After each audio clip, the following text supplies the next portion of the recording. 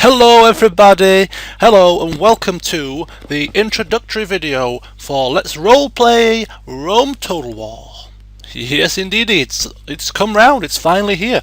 The votes were cast and hey, we didn't even need to count, we didn't even need to panic because Rome Total War won. Why has it done that? I hate the way it does that. Anyway, forget it. Won by a country mile. Way out in front as the next LP that people wanted to see, and so commiserations Dead Space, commiseration Mass Effect, which is unfortunate because I wanted to play Mass Effect, but never mind, we'll play another time. Right now you voted for Rome and that is what we're going to do. As explained, it is going to be a roleplay version, and therefore the main purpose of this video is to set out how this will work, the roles available, how people can get involved, and how it's going to be run. And hopefully by the end of it you will all have a clear picture of what's going to happen. But knowing me, you probably won't, because I'll just ramble on about some nonsense and you'll think, what the hell's he talking about? Okie dokie. First of all, yes, it is Rome. Rome Total War. It's going to be played with no patches, no mods, nothing like that. It's just going to be played as it was made, in all its glorious technicolor. And the faction, drum roll please, that I am going to be playing as, some people already know this, only a select few people, yes, the faction that I'm going to be playing as is the Brutii. There are reasons for playing as the Brutii, which I will vaguely not go into, but the main reason is it's a short campaign, and it was felt that the Brutii campaign would provide the most excitement in a short campaign and would be slightly longer than any of the other Roman campaigns. So, like it or lump it, we are going to be the Brutii. If that's how you pronounce it, Brutii. Okay, so that's the first thing. Now I have my the forum page up here, which is where this Let's Roleplay Rome Total War is going to take place. This is where it's going to be run. It is going to be a roleplay version, so those of you, yes I know it's changed, for God's sake, those of you that were involved in the Medieval 2 Total War Roleplay edition when it occurred will have a bit of a vague idea of how it was run. It's going to be very similar. But whereas you controlled family members last time, we're going for something slightly different this time. So the first things you might want to do is you might want to sign up for the forums. Here is the web address, and it will be in the description, because this is where you can take part, this is where people will be taking part. And you scroll down to the Rome Total War Let's Play forum. Click into it, and this is where the action is going to be. You have the main forum down here, which is for all general chit-chat about Rome Total War. And, you know, about mods, if people have certain mods to discuss or whatever else. Anything really not to do with the campaign, just to do with Rome Total War in general. But where the roleplay and the main crux of it will take place is in the sub-forum. Rome Total War Roleplay sub-forum. This is where it's going to happen. So, first things first then, I suppose, is to highlight the roleplay positions up for grabs. Now, the way this is going to run, as I say, people aren't going to have control of individual family members like happened in Medieval 2. They're going to have a certain office, like a senator, and well, each office has a different set of specific things that you would do in the campaign. So the easiest way to do it would be to come to here, as I've just demonstrated, into the rules and office list and have a quick read. The rules for the Rome Total War campaign are all set out there, but this is the main bit. This is the roles available for you to apply for. This will be the main offices. Okay, the Censor is a fairly straightforward explanation. The Censor is responsible for taxation in all settlements, so you set the taxation rates in all the settlements, and the building work. All construction queues, anything to do with building work, you are responsible for, and taxation. But you also have to keep your eye on the treasury and don't start building willy-nilly, otherwise we'll end up bankrupt. Captain of the Praetorian Guard. Now you are responsible for anything to do with armies, anything to do with recruitment. So first of all, you're responsible for making sure all the garrisons are decent. You're responsible for any of the recruitment queues in any of the settlements. You are responsible for setting the standard army makeup. So if you want to see all your legions with 3 archers, 4 sets of horses, blah blah blah, you're responsible for the standard makeup for an army. Responsible for anything to do with sort of army objectives and goals, forts, putting forts to blockade certain routes, etc. If we're required to take certain settlements, you can provide advice and feedback about how's best to strategically take that settlement without causing without losing many troops, etc. So you are the strategic mind behind the army, and you're also responsible for the recruitment of that army. Also, you can suggest generals to lead the armies, so the most appropriate general for the task, etc. is your responsibility. So anything to... Oh yes, and also the navy as well, so you're responsible for recruitment of navy, navy missions, blockading ports, all the units are under your control with regard to armies and navies. The next one is Tribune. Now the Tribune is responsible for any agents in the game, so spies, diplomats, assassins, all under your control. So you want to send a spy out to certain places and spy on certain people or spy on certain settlements, that is down to you where to send them. Same with the diplomats. If you want to bribe certain factions, bribe certain settlements or armies, map information trade rights, alliances, all that is down to you. And also assassins. So if you want to assassinate certain people, sabotage certain buildings, again, that would be all under your control, all under your banner. So that is the Tribune. The next role is a bit of an interesting one, and which is a little bit flexible, or more flexible than the others. Now, for the roles that I've explained so far, I've explained that you're not controlling a certain family member, you're creating your own character, and you will just be carrying out your roles as previously highlighted, and you'll be responsible for certain aspects of the campaign. Whereas the Consul is slightly different in that they will control a family member. Now at certain times in the campaign there will be call for a full stack army to be required to take a certain settlement or achieve a certain objective, whether that's to wipe out a certain army, whether that's to take a certain settlement. There will be times when 1 or maybe 2 full stack armies are required to achieve that objective, and this is where the Consul comes into play. At any time where we need a full stack army to go and do something, a Consul is required to lead that army, up to a maximum of 2. So once we say, for instance, we're going to take Athens, and Athens is quite heavily defended, it's deep in the heartlands of our enemies, but we're required to take it either because of a Senate mission or because the captain of the Praetorian Guard or myself think it's our next viable settlement to take. It needs a full consular army. This is where the Consuls will come into play. First things first, we will say, for instance in the RP forum, we need a Consul for this task. The Consul will be selected after a short application process, and then once the successful applicant has become a Consul, their first task will be to select a family member off the campaign map to take over as. Once you've selected your family member, you will then RP that family member and become the Consul. And as the Consul, we will set you your objective. The captain of the Praetorian Guard may give you advice on how he thinks it's best to capture that settlement, but you're in control, you are that family member, you will achieve your objective how you see fit.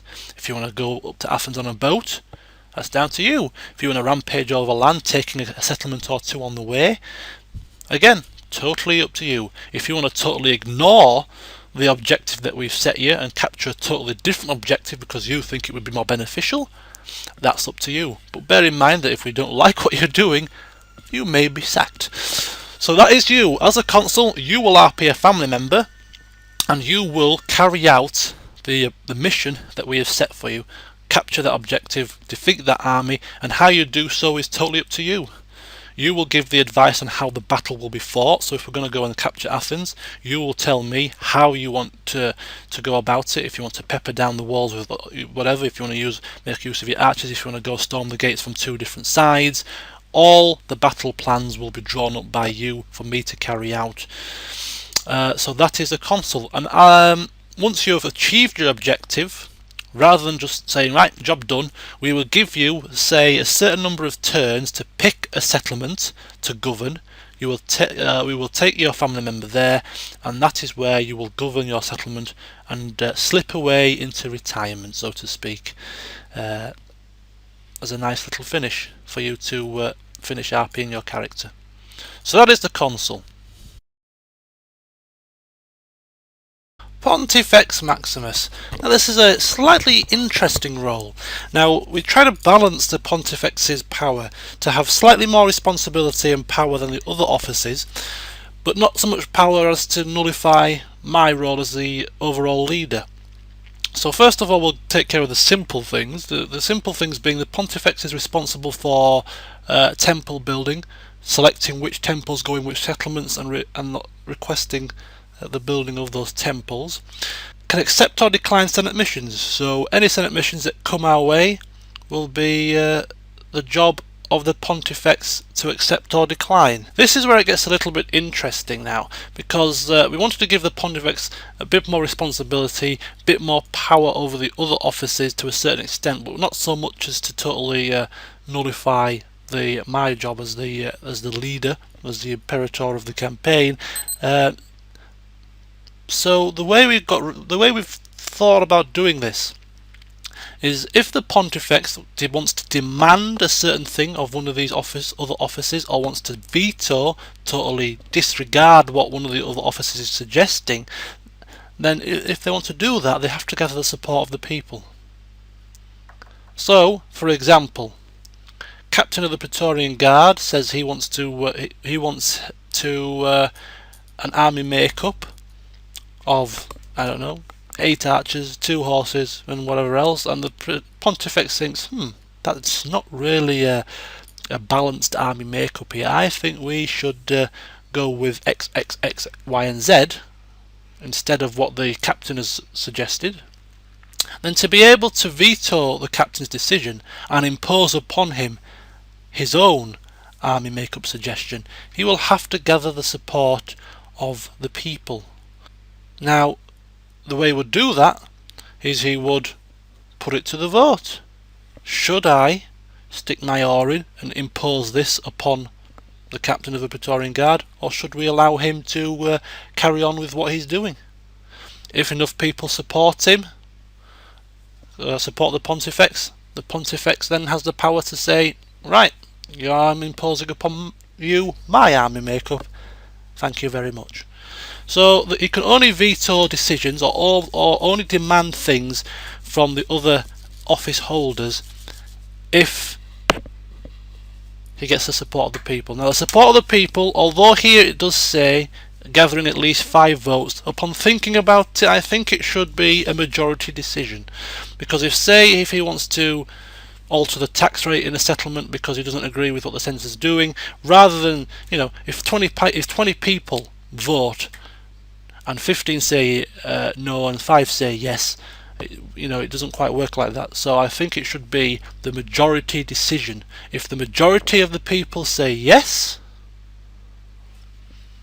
then he gets the power to do it. If the majority of the people say no, he doesn't get the power to do it. If the majority of the people, it's a split, sort of 50-50, too close to call, but the final decision will lie with me, the Imperator. So that's how it works. The Pontifex, accepting Senate missions, responsible for temple buildings, and also can demand things of the other offices or override any of the office's decisions, but only if he puts it to the vote to the people and gets a majority decision. And the final role is me, the faction leader. Basically, I can dismiss anybody I like. If I don't think they're doing a good job, you're sacked, you're fired, goodbye. I can also override any decisions made. So if I don't agree with something you're doing because I think you're sabotaging the campaign, or if I think you're being silly, or if I don't agree with what you're doing, my job is to ensure that this campaign runs smoothly. So if I think that something you have decided is not going to be beneficial for the campaign as a whole, I will maybe override your decision. But rest assured that I won't be sticking my nose in willy-nilly. You know, these people are going to be selected from an application process. I will hopefully be selecting the best person for the job, and therefore I will put my entire trust in their decisions. And therefore me overriding their suggestions every 5 minutes, you know, is not going to be very good. You know, if I've chose these people because I think they're going to do a good job, let them get on with it. My role is merely to oversee this and ensure it runs smoothly. And the only time I will be interfering is if I think you know, the campaign has been taking it in a totally different direction to what it needs to go to. And the only person that I cannot override is the Pontifex. So if, you know, the Pontifex has gone out there and he's got the votes of the people, how can I overrule my highest office holder? And he's come to me with, you know, here you go, Imperator, here's the vote of the people. They think the tax rate in Arretium should be taken down to high, so do I.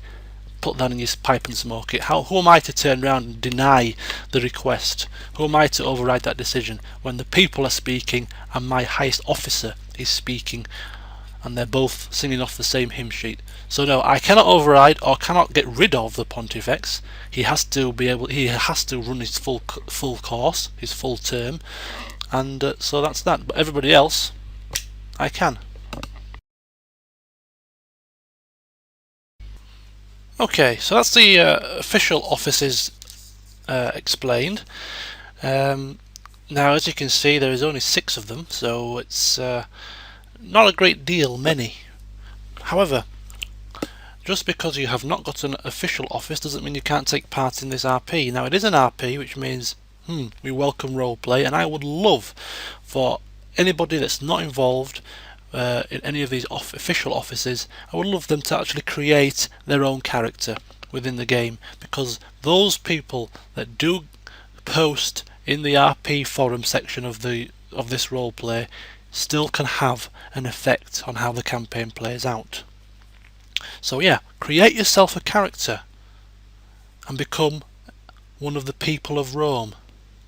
You know, create yourself as a farmer, create yourself as a merchant, create yourself as whatever you want to create yourself as. Give yourself a city to settle down in. You know, I am Quintus Tibus, I live in Arretium and I'm a farmer. And you can roleplay your character and try and have some impact on the campaign. How would you do that? Well, this campaign, I'm hoping, will be based upon interaction between all the people involved.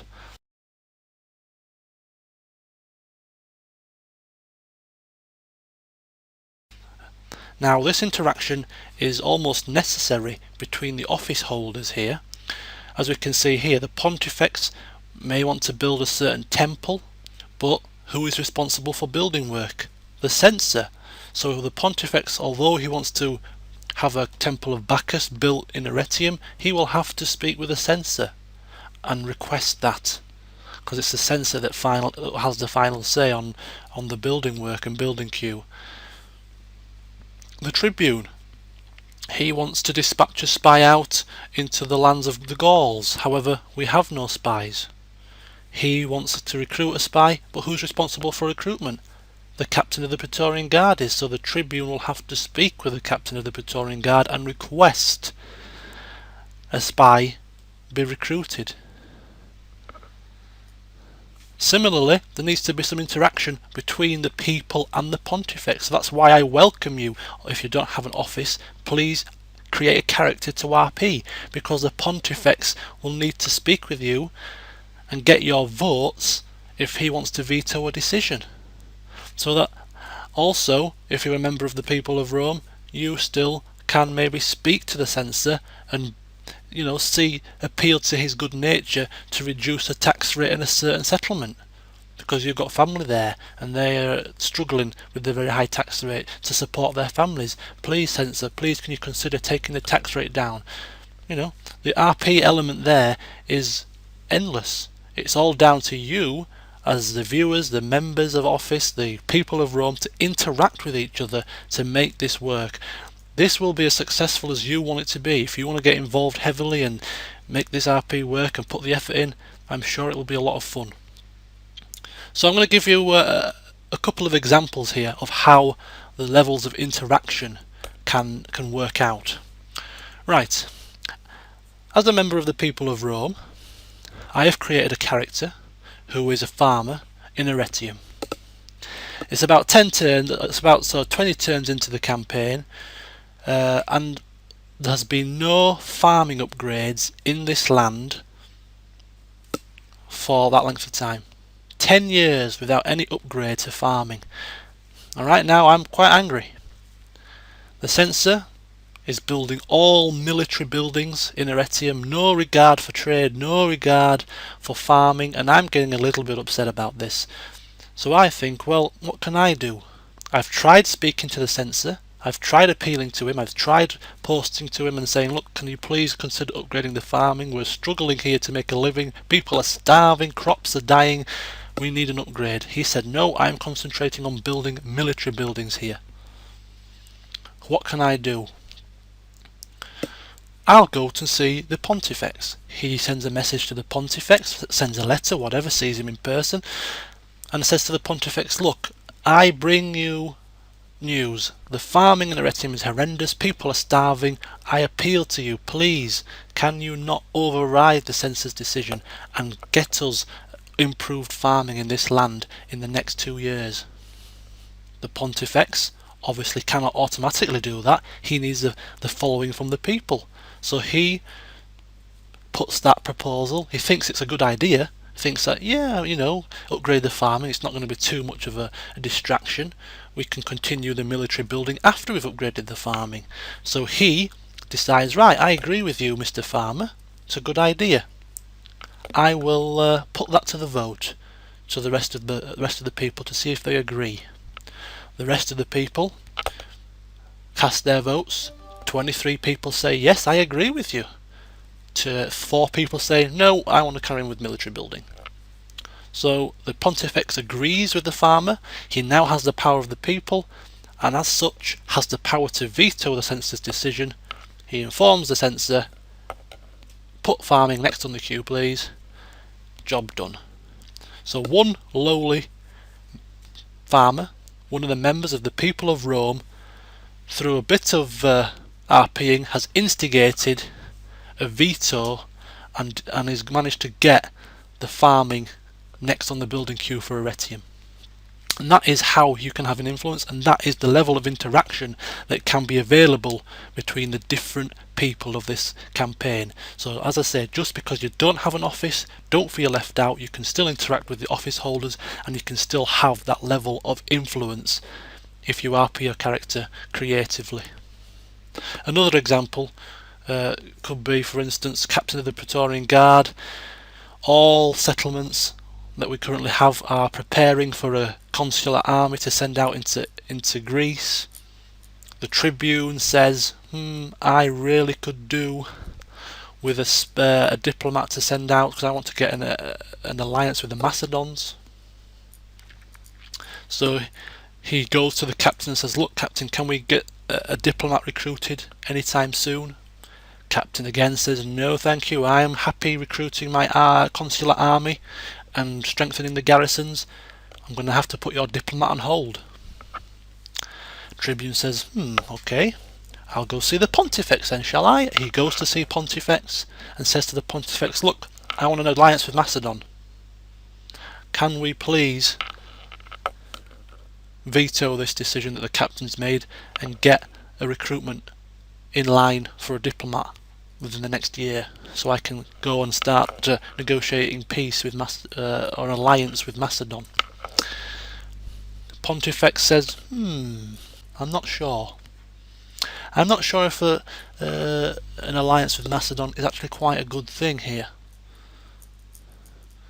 I'm not quite sure. So rather than making an instant decision, the Pontifex says, I know what I'll do, I'll put it to the vote of the people to see if they would like an alliance with the Macedons, because there's a long history with the Macedons, and I don't think they would like it. So he sets out a poll to the people and says, do you want an alliance with the Macedons? The people overwhelmingly vote for no. 30 people say no, 1 person says yes. Mr. Pontifex says, well, I've put it to the vote of the people. The people say they don't want an alliance with the Macedons, and therefore, Mr. Tribune, I am not going to order the captain to recruit a diplomat for that purpose. Denied.